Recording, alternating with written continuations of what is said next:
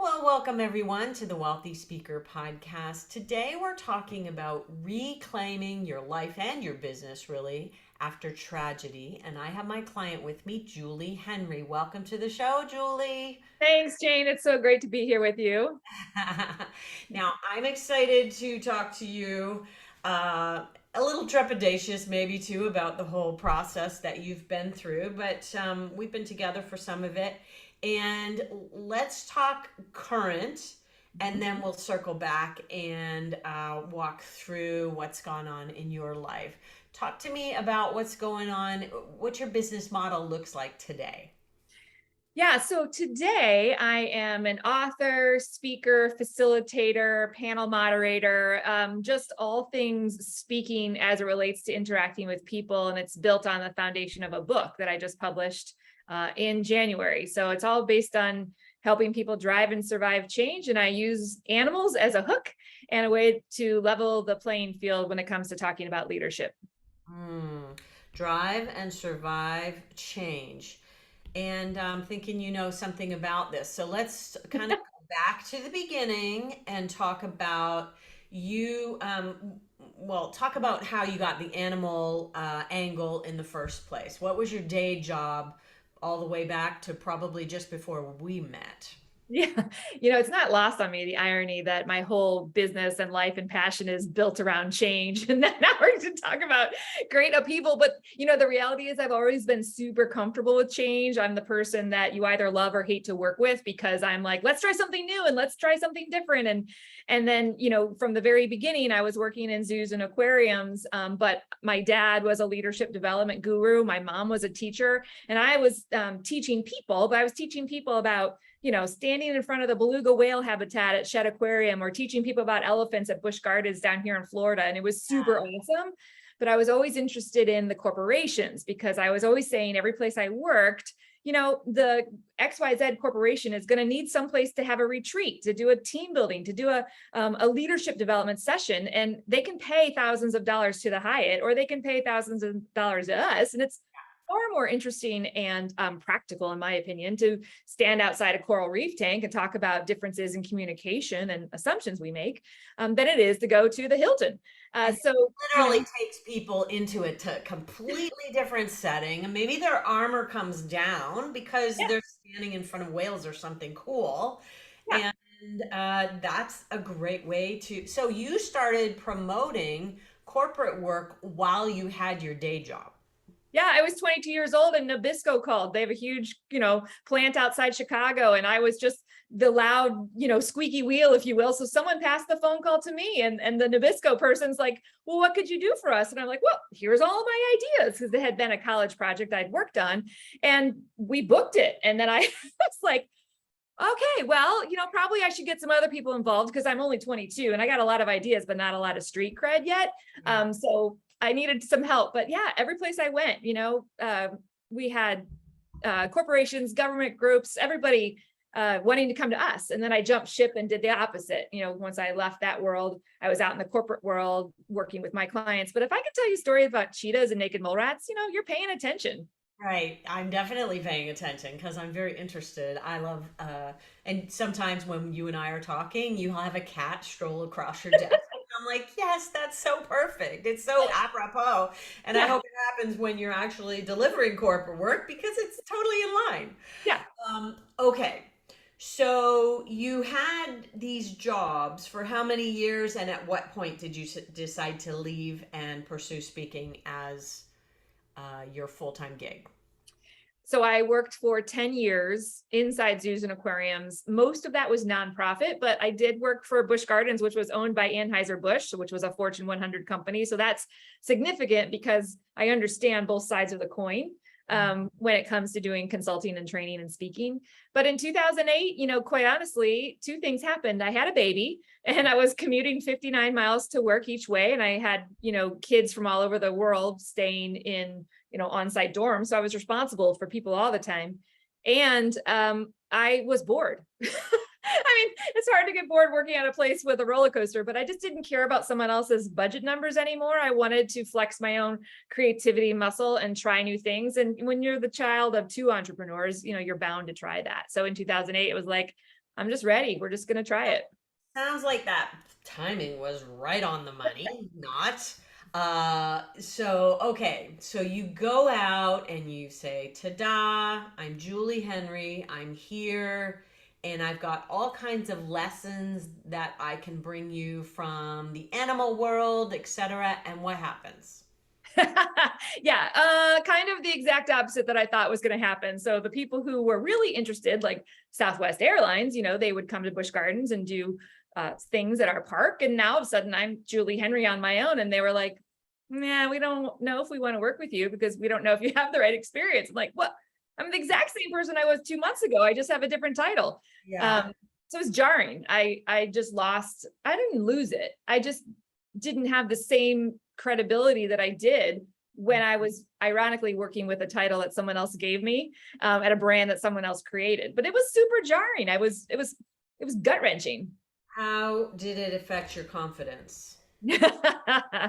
uh, oh gosh. I mean, you feel like you're gutted, right? Like your knees are swept out from under you. I had just as many people tell me, we don't think you have enough experience. We don't think you know what you're talking. And then on the other side of the coin, I would have people saying, "Well, you've got too much zoo and aquarium experience. You don't have this kind of experience and this kind of experience." I'm like, well, and so now that's, to be fair, I had some clients along the way, but I kept looking around at everybody else, like, why is everybody else succeeding and I'm not? That's how it feels sometimes, and Yes. I have this daughter and then a son eventually looking at me like, gosh, it's hard to define. Right now I'm a mother. Now I'm in a different area, and it wasn't COVID yet. We weren't being super transparent about all this difficulty. So I was hiding everything. Like, I have a meeting, like, shoot, no, I have to get my kid down for a nap. Yeah.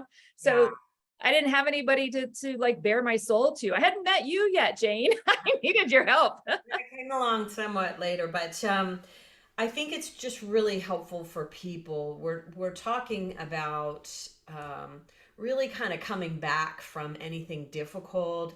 It could be a disruption in your business. It could be losing your mojo. And I think that that happens to people on the regular. I've had it happen to me, and I've like worked my way back up to where I know. I definitely had it at the beginning of COVID. Okay. So you're moving along in your business and you're starting to see a little bit of traction. I think we probably started to work together, and leadership becomes the umbrella under which you put everything. And when I first met you, your husband had already been diagnosed with cancer and you were in for quite a journey. Talk a little bit about that and the result of the journey. Yeah, so to give some context, I left my business in 2008 and I left my job, but the job I left was at a marine laboratory and an aquarium here in Sarasota, Florida, at which my husband, that's where I met him. And so he had been there for 25 years at that point. And so I had worked with him for 5 years. So our work and our passions were always intertwined. And so I left in 2008. We had two babies. And then in 2013, in February, so this is 2 years before I started working with you, in the span of 3 days, day one, my husband gets a call from the doctor that says they found a softball size mass in my lung and they're worried about it. Day two, the executive director at the marine laboratory decides he's going to retire. So now his job is up in the air and our health insurance is up in the air. And Oh, day three, we get a letter in the mail that says, we're taking your house in eminent domain and you have 30 days to vacate. So like literally everything, like, talk about Maslow's hierarchy, like everything was like, you flat. know, and so I then had to figure out, okay, I have a 3 and a 5-year-old. I have a husband now going to battle cancer, and I don't know where we're going to live. And he may or may not have a job, and my income's not at that point steady enough Right. for him to leave. So it was like, it was the begin. It was 10 years ago. Like, and as I'm talking to you now, I can feel it. My heart rate increases, and I can feel the shortness of breath because it was the idea of running your own business is super exciting. And then the reality sets in. Like I can't tell you how many times, Jane, I would go to some speaking event or something, and it was like, gosh, he's in the hospital getting surgery, or we're setting up for another clinical trial, or we're flying to Seattle tomorrow to go to some blah, blah, blah, blah, blah. I was speaking in Orlando and he was in the hospital, and someone was supposed to pick him up for me after whatever procedure. And this person called me like, are you done speaking? Because my cousins are coming over for dinner. And so I can't pick up your husband. And I'm like, I'm literally 2 hours away. I'm working. I have to bring in this income. And so Yeah. my poor husband almost had to take an Uber home from the hospital because I couldn't get him a ride. So like all of the like realities of life just hit just at a very basal level. I can't even imagine like layering on the eminent domain thing and the job and the insurance. And it's so frightening. I live in Canada, you live in the United States, and it's so frightening when you think about all of those things combined. So the battle with cancer was a rough one for how many years, and talk about the outcome. Yeah. So he ended up battling for 5.5 years. And so the reality of that is that many of your listeners, probably Jane, the way I connect with my audiences and my clients is by telling stories about my family, about my experiences. And many times I'm in front of technical audiences. So I'm joking like, hey, I'm married to a scientist. I get it. I got to ignite your right brain or something like that. But I started to hit walls in that either A, it would be a long-term client and they would say, hey, how's your husband doing? Like right before I went on stage, right? Yeah. Or B, I was really hyper aware, like, some speakers, or even when I was, next on the agenda, if there were multiple speakers, inevitably someone from the stage would say something about, and then my mom had cancer and I rediscovered my purpose in life and da, da, da, da, da. And I'm like, gosh, I just boom, I can't, I got to get back into the game mindset, if you will. Yeah. And so I started to try to figure out like, I don't even know how to talk about myself anymore. I don't know how to talk to my family. And 5.5 years, let me think, May of 2018 is when he passed away. But I had work, set up like 2 months later. And my dear clients were like, you don't have to do it. And I'm like, well, I have to, not only for the income, but like, I have to figure out what to do. Like I have to get one foot in front of the other, because if I don't, I don't know if I'll speak again. Honestly, it was like that. It was like learning a whole new language. That's the only thing I can equate it to. Like I've moved to France and I got to figure out how to speak in French. That's what it felt like. That. Wow. And you had to still be out there, and you also had to really navigate the landmines that you might have stepped on, which would turn into what on stage, like you told me about panic attacks and various things that, I mean, when you're in the thick of it, you really don't know what your emotions are going to do, right? You're probably riding a roller coaster. Yeah, and I'm a really go with the flow speaker, trainer, facilitator. Like my whole background is in basically facilitation and thinking on my feet. And so I don't memorize what I'm going to say, right? Like I have my idea and my script. And even if I'm giving a keynote for 5,000 people, I have my direction. And then I have, oh, this story comes up because I can feel it, the audience. So that's what would happen. Like, oh, this would be a great story. Oh, shoot, it's about my husband. Yeah. And I would say something like, well, my former husband, I'm like, gosh, that sounds weird. Or I would say something and then then I'm off into some hole. I'm like, what was I talking about? I was talking about the process of change. Well, how do I get back there? Yeah. So yeah, it was still is total landmines. And he had such a connection. He worked in the business with you, right? For a period of time. Uh, Mhm. and so he had such a connection to all things business for you that, and so now how do you handle that? Do you want to share how you handle it today and kind of talk about him without really saying it's him? Yeah.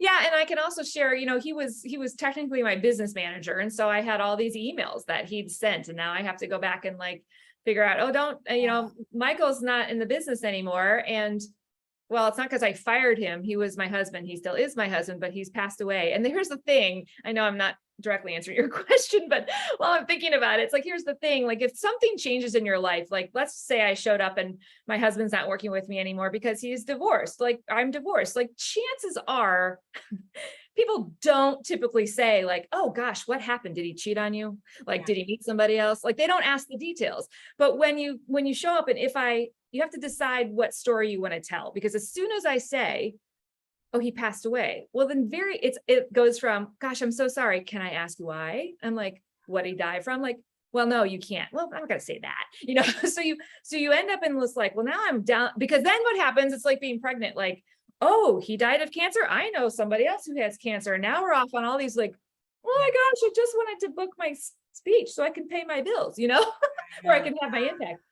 Anyway, so it's part of that journey. So I've had to refigure out like how to, and yeah, I And got a lot of, what I was getting at was when you're telling stories from the platform, yes, you'll say, and so there was this friend, blah blah blah blah. You'll refer to him as a friend, so you don't have to go down the big rabbit hole and explain or say anything about being a widow or what have you. And I think that we just find our way. We just try to figure out how to manage in a difficult situation, and that's what works for you right now. Who knows what's going to work for you later on, right? yeah. And I didn't figure that out until I wrote the book. And when I wrote the book, I thought he has to be in here because my stories are in here. And when I finally landed on my friend, that worked for me. And so I just had to embrace it for the time being. Yeah. So I have a hard time imagining. I'm not even going to say to you, oh, I can't even imagine, because it's not even enough. It's a silly, it's just, I can't. I have no clue what this feels like, but I will say that for the first 3 years of my husband and my relationship, I hung on for dear life because he had had a heart attack 3 years before he met me. And Mm. so I know what that feels like, but I definitely, I can't even go there in my mind. So, okay. So you're how many years beyond? Obviously, you said 2018. We are 4 years down the road. And do you feel like you're starting? I mean, I've watched you evolve because you circled back to me in the last year. And I have watched you get your game on. And I just want to say what a pleasure it's been to see the badass come out and play. I don't know that I ever really knew that badass before. You kind of have, so let's go back to when you first published your book. I remember one of our meetings where you were like, this isn't working, it's not happening, like, and I'm like, wait a second, your book was published what, 3 weeks ago? Come on, let's just talk about this. So talk about, let's go from the book forward and kind of who you've evolved to be since writing that book. Yeah. I'll, so he passed away in May of 2018. And I can't say enough about my National Speakers Association family, especially the Central Florida chapter, because holy cow, did they show up for me. Like it took me months before I could go back to a meeting. And then it was because someone picked me up in my house and I sat by the door and I was like trepidatious. Right. And so that happened. And then people would like pay for me to come. They're like, the administrator would say, hey, someone paid for your registration next month. You should come. Yeah. And it's those little things, but they're not little, but it's little. And Oh, then, what happened is there's a man, a mentor in my chapter. So any of you who are involved in the National Speakers Association, Barry Banther, who's past chair of the board, he's down here. love Yeah. that man. And he had met my husband because we'd gone out to a winter conference in San Francisco in 2016. So he'd met him, and Barry is a gem of a person. And he came up to me after a meeting. This was in summer, so been a year. And he came up to me and he said, please let me know how I could help you. And Mm. him saying that to me, I just got all teary eyed. I'm like, Barry, I don't know what to do. And he was like, you need to call me and we're going to have coaching. And so I went to California that summer. My kids went to camp. I'm sitting at a little cottage and I called him. This is July of 2019. And I was saying, Barry, I want to talk about animals. I want to talk about animals and change. I've been doing this since 1996. I just have to do it. I don't know how. And I'm going on and on and on. He said, well, give me some examples. So I started talking about naked mole rats and all this stuff. And he cut me off and he was like, Julie, this is a book. You have to write this book. And I was like, okay. I'm like, no. And I have a picture of the table with all my note cards. Although I still have my note cards. They're right outside the view of this lens here in Zoom. And I was like, oh my gosh. And he said, nope, I'm going to connect you with my publishing company, Greenleaf Book Group. I want you to connect with them, see if it's the right fit. So 1 month later, I was like, you know what? If Barry thinks I can do it, I'm going to try it, because Mike would be like super on board. And Mike was my husband was super practical, right? Scientist. And so I'm like, okay, drank a glass of wine. I'm just going to like try it. So I put together this, book proposal, and I'm like, okay, I'm going to hit send. And then in September, it was supposed to be 4 to 6 weeks. And 2 weeks later, they called me and they were like, you know what? Thank God someone put a new spin on leadership, because we've published so many leadership books. We're kind of getting sick of it. I mean, not really, but it's something different. So that was 2019. And then COVID hit, which happened to be a breathing disease. And my husband died of lung cancer. So all the panic came back in. So now, I thought it would be really quick. And so I hit another 1.5 years of panic attacks. Because people would say like, oh, I'm watching people not be able to breathe. I'm like, yeah, I know about that. I slept next to somebody for 4.5 years, 5.5 years, that couldn't breathe. Oh, geez. It took me a long time. So go through COVID, book, okay, just figure it out. Just try it. And then once it got out there in the world, and once I felt like my stories were in a different place, and I felt like my husband was, releasing me a little bit, like it's enough, right? It's enough. And then I think, what I told you, Jane, is I have this dear man in my life who I've known for 25 years. And he was like, Jules, you just don't have to prove anything anymore. And that was it. That was one of the lightning switches. I mean, there's been a lot, but that one in particular, I can think about a couple months ago, is like, okay. Yeah. So you took on a new attitude. Yeah. I'm debating whether or not we say what it's called. Let's call it the screw it attitude, but y'all can imagine that we're using a much stronger term. Use your imagination. And so you took on this attitude, and you had been doing a lot of things, or in your business, I think we decide, or we hear, oh, you've got to do that, you've got to do that, you've got to do that. And you've really gotten focused on what you actually want to do. So what did you let go of in the process of adopting the screw it attitude? I remember a really formative conversation with you, Jane. I'm sure you'll remember this as well. This was almost a year ago now. And I had given a keynote address, a keynote/training, and it was small, it was like 50 people. And one of the people I received feedback from, they said, well, it was way too much about you. Like it was too much. And I took that so personally, like it set me back for months. Yeah. And well, number one, now I realize that was really important feedback to get, because I haven't retooled it, but I'm just aware, right, of different things.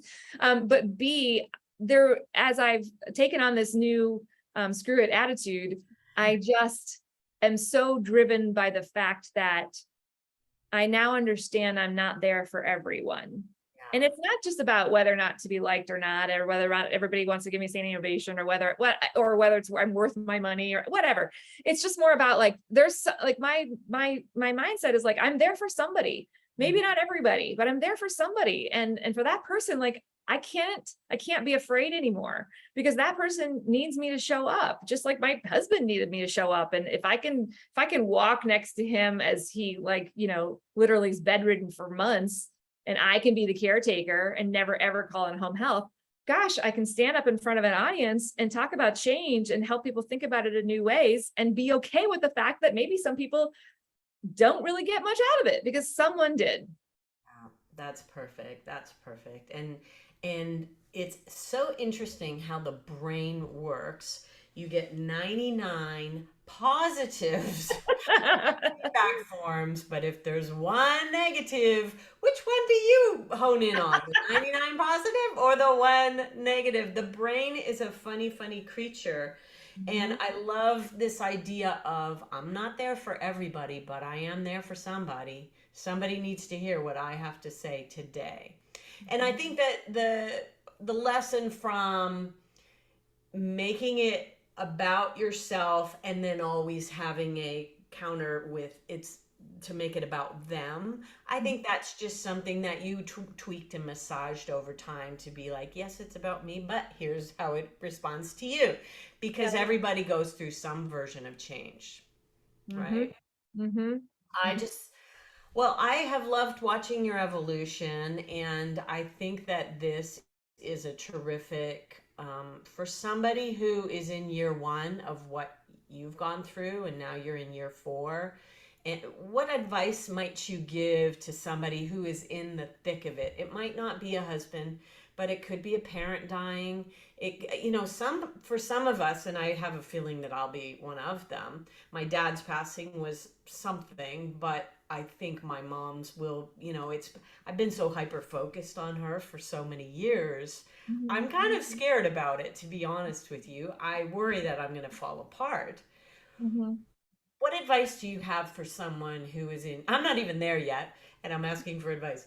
What advice do you have for someone who's in year one of something tragic?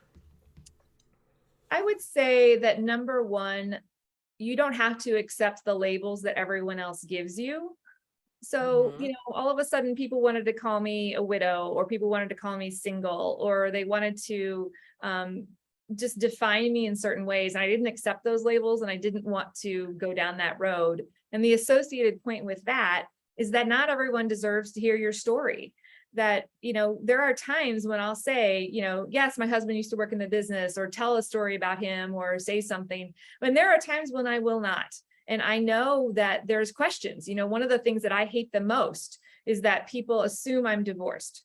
I'm relatively young. I'm 47 years old. He got sick when I was 37, 38, and he passed away when I was 43. And so typically, stereotypically, if you meet a 43-year-old, the assumption is going to be that they're divorced rather than widowed, just Yes. the way that the cards go. And Yeah. I hate that. And so sometimes I have to just check my ego at the door. Like, I'm willing to let this client, this audience member, this whoever, just think that and make an assumption rather than correcting them, or but I get worried, right? Like, it's hard to figure out how to honor our story, my husband and my story, our family story, my children. It's hard to figure out how to honor them. So that's the first big point. And the other thing I would say is that there's no magic bullet, there's no course. There's a lot of support for grief, but there's Hmm. not a lot of support, in my experience, with how to redefine and chart your course. That's the whole. I can, like, my grief is different, especially for any of you listening who've been a caregiver for anybody in your life, your best friend, your neighbor, whichever. You're caregiving, and everybody talks about, like, you have to take care of yourself, put your own oxygen mask on first. All of those are true statements. Um, Yes. and then there's grief. Okay, fine. Yes, it's terrible. But like, when you when you are caregiving for a long time, you're sad for a long time. So like, the death is not the sad part. That's like, oh, thank God he's not suffering anymore. Like, I'm sad, but I'm not as sad as when I was like, literally wiping his butt because he couldn't do anything, in the bed. So recognizing that there's not an easy fix, but you take as much time as you need, and you make your baby steps, and you just let people around you support you, and you tell them in whatever way you need to, I need you to walk next to me. I don't need you to solve my problems. I don't need you to support me. I need you to sit down next to me while I cry. You say nothing. That's what I need. And that's the best thing. And that is uncomfortable, especially in the States, maybe in Canada, but in these cultures that we live in, at least over in the Western cultures, we're super uncomfortable. We want to solve, we want to make it better. And I say it all the time, like, my kids are sad. And you know what? Fine. Let's lay on the floor and we're going to all cry together. Yeah. And then we're going to get up and we're going to walk outside and we're going to live another day. Like, that's why he fought so long for. So if you can keep that mindset that you just need people along next to you, I think that will help you feel like you are going at exactly the speed you need to go for you. And it's so important what you said about the grief being in the caregiving phase. I mean, you're watching someone who you knew as this decline in themselves physically, and that is so painful to watch as well. And so I think that's really interesting. Okay, so redefine and chart your course is the goal, and bring people onto your team who will walk beside you. I Right. love Sorry. It's I sorry. love that. Tell them Yeah, I said hello. I know. Sorry. It's the hurricane prep down. You know, and can I say one more thing really quick? Yes, absolutely. A dear friend of mine who is Buddhist, at Mike's celebration of life, my friend came up to me and he said, you know, in the Buddhist faith, we believe that if all of us who loved your husband can embody one characteristic of his and live that out in our own life, then he never truly dies. Wow. And I have taken that to heart in many facets. And that's how I comfort others, right? Because half of caregiving is then comforting others because they're Yes. like, you know, they feel sad too. But that's why I continue to tell stories about him, because I feel like every time I can tell a story that he's a part of, even if the audience doesn't know it's him, then he lives on and it becomes about his life and not about his death. And so that, I think, is another way that tragedy can fuel you as a speaker, and you can honor their, it's not their legacy and it's not their memory, it's their life. It's them living through you. Yeah.